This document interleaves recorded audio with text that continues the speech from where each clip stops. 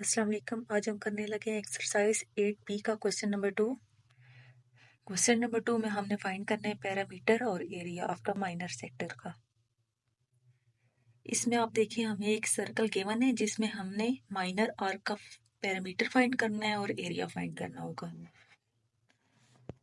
इसमें यहाँ पर देखें हमारे पास एक एंगल गिवन है, 30 एंगल है, ठीक है। ये हमारे पास माइनर सेक्टर का एंगल है और ये दोनों हमारी क्या हो जाएंगी, ये रेडियस हो जाएगी। एक ये वाली लेंथ और ये वाली लेंथ, ये हमारा रेडियस है और ये हमारे पास हो जाएगी आर्क लेंथ, ठीक है।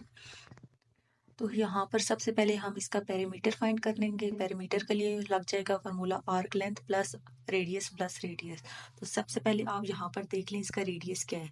इसका रेडियस हमारे पास 7 गिवन है और आर्क लेंथ हमें नहीं दी हुई, तो ये हमने पहले फाइंड करनी है। तो जब हमारे पास ये आर्क लेंथ आ जाएगी तब हम इसको पैरामीटर के फार्मूले में पुट करके इसका पैरामीटर फाइंड कर लेंगे, ठीक है। तो सबसे पहले हम आर्क लेंथ का फार्मूला लिखेंगे, ये जो कि हमारे पास है θ/360 मल्टीप्लाई बाई 2πr। इसमें हमारे पास एंगल गिवन दिया हुआ था 30 डिवाइडेड बाई 360 कर दिया, मल्टीप्लाई बाई 2 मल्टीप्लाई बाई पाई की वैल्यू 3.14 मल्टीप्लाई बाई रेडियस जो कि हमारे पास गिवन दिया हुआ था यहाँ ये वो हमने 7 इसमें पुट कर दिए। इसके बाद इस सबको कैलकुलेट किया तो हमारे पास आ गया 3.663। अब चूंकि हमारे पास ये आर्क लेंथ आ गई है, इसको हम पैरामीटर का ये जो फार्मूला था आर्क लेंथ प्लस रेडियस इसमें हम ये पुट कर देंगे। रेडियस हमारे पास 7 गिवन था, 7 प्लस जो आर्क लेंथ हमने अभी फाइंड किया वो मैंने इसमें पुट कर दिए। तो इसका हमारे पास आंसर आ गया 17.66 cm। तो आगे यहाँ पर हम इसी तरह इसका एरिया भी फाइंड कर लेंगे। एरिया के लिए हो जाएगा θ/360 multiply by pi R square. ये हमने एरिया का फार्मूला यहाँ पर पुट कर दिया है। अगेन थीटा की वैल्यू हमने 30 पुट कर दी, divided by 360 multiply by 3.14 multiply by 7 हमारे पास जो रेडियस था उसका हमने स्क्वायर कर लिया है। इस सबको कैलकुलेट किया तो हमारे पास आ जाता है 12.82 cm स्क्वायर। अब हम करते हैं इसी क्वेश्चन नंबर 2 के बी पार्ट की तरफ। बी पार्ट में देखिए हमारे पास अगेन एक सर्कल गिवन है और इसका उन्होंने हमारे पास मेजर जो है ना, मतलब इसमें जो उन्होंने एंगल हमें दिया हुआ है वो मेजर सेक्टर का दिया हुआ है। तो हमने चूंकि इसमें फाइंड करना था माइनर सेक्टर का एंगल, तो उसके लिए हमें क्या करना होगा, उसके लिए हमारे पास जो टोटल एंगल होता है वो हमारे पास कितना होता है, टोटल सर्कल हमारे पास ये 360 का होता है। उसमें से हम 340 को माइनस कर देंगे तो हमारे पास ये माइनर सेक्टर का एंगल आ जाएगा। और इसमें भी हमारे पास रेडियस गिवन है 3.5 cm, लेकिन आर्क लेंथ हमें गिवन नहीं है, वो हमने फाइंड करनी है। तो यहाँ पर सबसे पहले हमने parameter P is equal to R plus L हमने कर दिया। रेडियस हमारे पास गिवन था, लेंथ हमारे पास गिवन नहीं है, वो हमने फाइंड करनी है। तो आर्क लेंथ फाइंड करने के लिए पहले हमें थीटा चाहिए था, तो उसके लिए हमने पहले क्या किया, होल सर्कल का 360 माइनस 340 जो हमारे पास मेजर सेक्टर दिया हुआ था उसको माइनस किया है, तो हमारे पास 20 डिग्री आ गए और ये 20 डिग्री हमारे पास माइनर सेक्टर का आ गए। फिर अगेन हमने आर्क लेंथ का फार्मूला पुट किया है, उसमें हमारे पास जो थीटा की वैल्यू हमने माइनर सेक्टर की अभी माइनस करके निकाली है सब्ट्रैक्शन करके, वो मैंने यहाँ पर पुट कर दिया है। मल्टीप्लाई बाई 2 मल्टीप्लाई बाई 3.14 और रेडियस भी मैंने पुट कर दिया। इस सबको कैलकुलेट किया तो हमारे पास लेंथ इसका आ गया 1.221।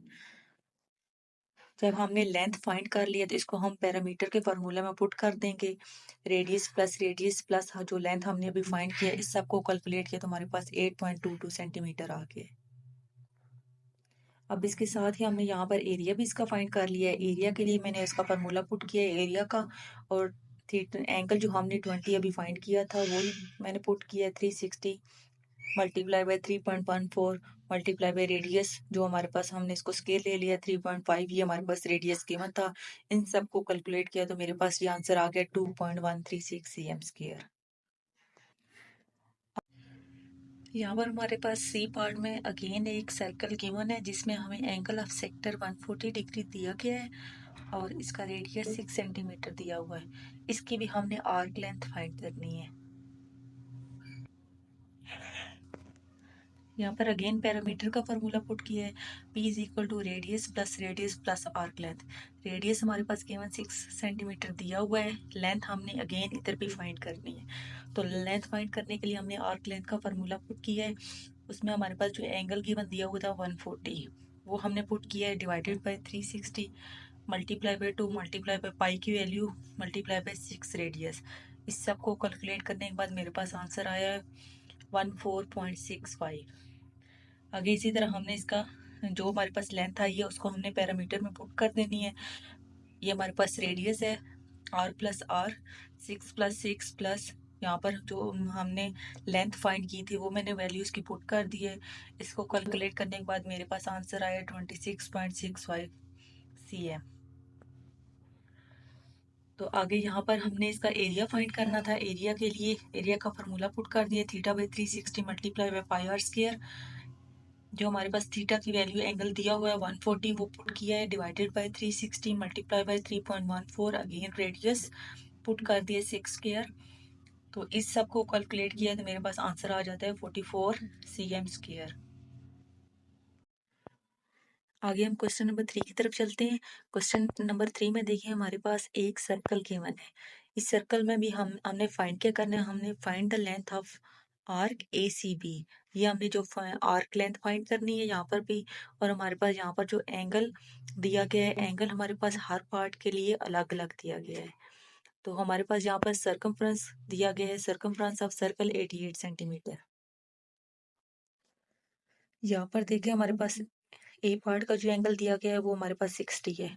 तो अगेन हमने आर्क लेंथ फाइंड करनी है। आर्क लेंथ के लिए हमने आर्क लेंथ का फार्मूला पुट कर दिया है, theta by 360 multiply by 2 pi R. इसमें हमारे पास जो एंगल था 60 मैंने वो पुट कर दिया, divided by 360 multiply by 2 multiply by 3.14।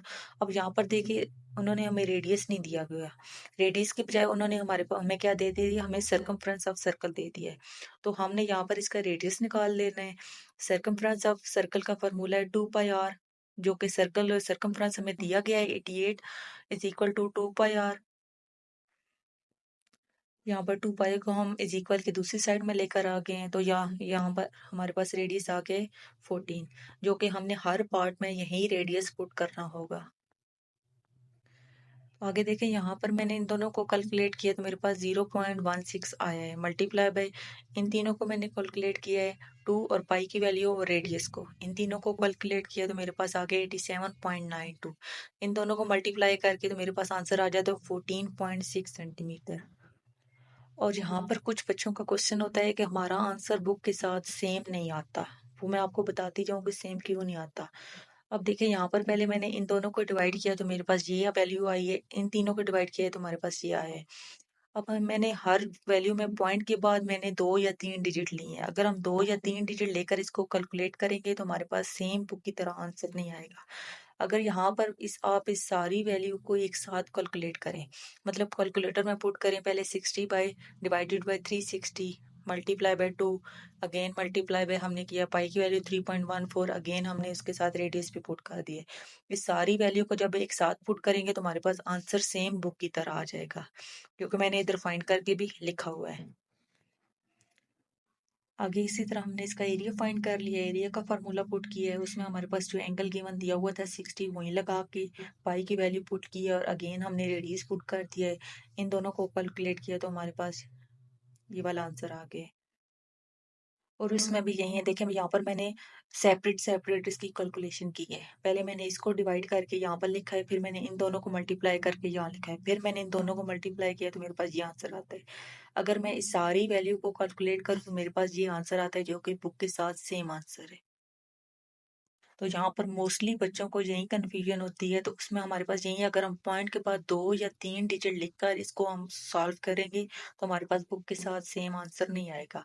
जबकि हम सारी वैल्यू को एक साथ कैलकुलेटर में पुट करके इसको कैलकुलेट करेंगे तो हमारे पास आंसर सेम बुक की तरह आएगा। आगे हम इसके बी पार्ट की तरफ चलते हैं। बी पार्ट में हमारे पास जो एंगल हमारे दिया गया है वो 99 डिग्री है।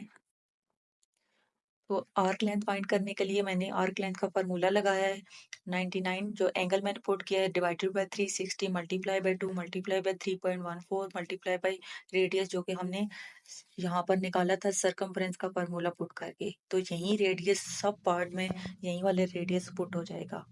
यही वाला रेडियस लगा के मेरे पास आंसर आ गया 24.2 cm। तो आगे इसी तरह हमने इसका एरिया भी निकाल लिया, एरिया का फार्मूला पुट किया है। एंगल हमारे पास 99 गिवन दिया हुआ था, divided by 360 multiply by pi R square. 99 divided by 360, यहाँ पर किया मल्टीप्लाई बाय अगेन 3.14 अगेन 14 का स्क्वायर, तो यहाँ पर मेरे पास इसका आंसर आ गया 169 cm स्क्वायर। आगे यहाँ पर पार्ट सी का देखें, उसमें हमारे पास एंगल हमें दिया हुआ 126, आर्क लेंथ हमने फाइंड करनी है। आर्क लेंथ के लिए आर्क लेंथ का फार्मूला पुट कर दिया है। फार्मूला पुट करने के बाद जो हमारे पास एंगल गिवन दिया हुआ था 126, वो मैंने इसमें पुट कर दिया है। Divided by 360 multiply by 2 multiply by 3.14 again हमने रेडियस पुट कर दिया है। इस सबको कैलकुलेट किया तो मेरे पास आर्क लेंथ आ गई है 30.8 सेंटीमीटर। तो यहाँ पर हमने इसका एरिया भी निकालना था। एरिया के लिए एरिया का फार्मूला पुट किया है। एरिया का फार्मूला पुट करने के बाद हमने एंगल जो हमारे पास गिवन था 126, वो मैंने पुट किया है divided by 360 multiply by pi की वैल्यू 3.14 अगेन रेडियस स्क्वायर में कर लिया है। तो आगे इसको कैलकुलेट किया तो मेरे पास आ जाता है आंसर 216 cm स्क्वायर। तो यहाँ पर चलते हैं इसके पार्ट डी की तरफ। डी में हमें एंगल दिया हुआ है 216 तो आर्क लेंथ फाइंड करने के लिए आर्क लेंथ का फार्मूला लगाया है theta by 360 multiply by 2 pi R. Theta की वैल्यू एंगल हमने पुट कर दिया 216 divided by 360 multiply by 2 multiply by 3.14 multiply by radius मैंने 14 पुट कर दिया है। इस सब को कैलकुलेट किया तो मेरे पास आ जाता है 52.8 cm। तो यहाँ पर मैंने इसका एरिया भी निकालना था। एरिया के लिए एरिया का अगेन फार्मूला पुट कर दिया theta by 360 multiply by pi R square. Again यहाँ पर एंगल मैंने पुट कर दिया 216 divided by 360 multiply by pi की वैल्यू अगेन पुट किया 3.14 मल्टीप्लाई बाय रेडियस 14 स्क्वायर कर दिया है। तो इस सब को कैलकुलेट किया तो मेरे पास आ जाता है 370 cm स्क्वायर।